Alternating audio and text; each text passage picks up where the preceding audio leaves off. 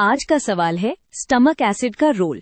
हम इसको सिर्फ एसिड बोल देते हैं, लेकिन ये डाइजेशन, प्रोटेक्शन और अब्जॉर्प्शन तीनों में काफी इंपॉर्टेंट काम करता है।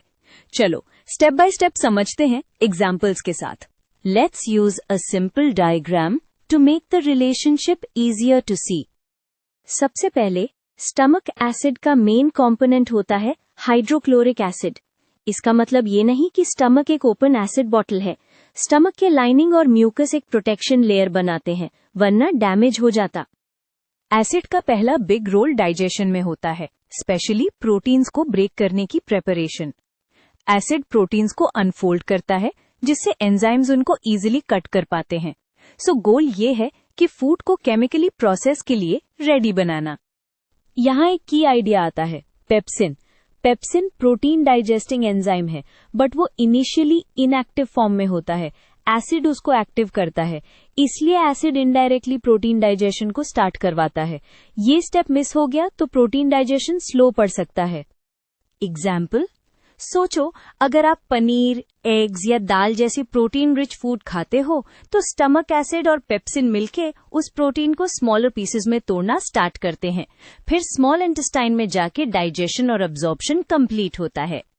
एसिड का सेकेंड मेजर रोल प्रोटेक्शन है।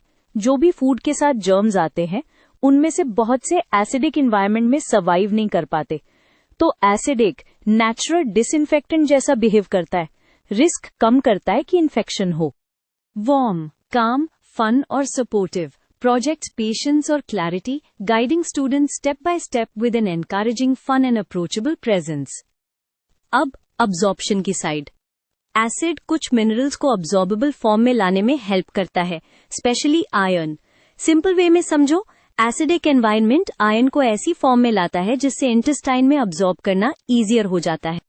विटामिन B12 का केस थोड़ा इनडायरेक्ट होता है।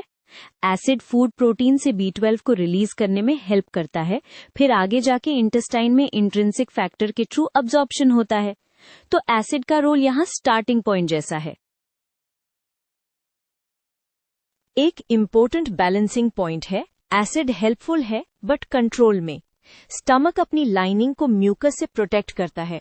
अगर प्रोटेक्शन वीक हो जाए या एसिड टू मच हो तो इरिटेशन, गैस्ट्राइटिस या अल्सर्स हो सकते हैं। ये समझना जरूरी है, प्रॉब्लम एसिड का होना नहीं, इम्बैलेंस का होना होता है। और अगर एसिड टू लो हो, देन डाइजेशन, स्पेशली प्रोटीन्स, थोड़ा इनएफिशिएंट हो सकता है और इन्फेक्शंस का रिस्क भी राइज कर सकता है। इसीलिए बॉडी एसिड को केयरफुली रेगुलेट करती है।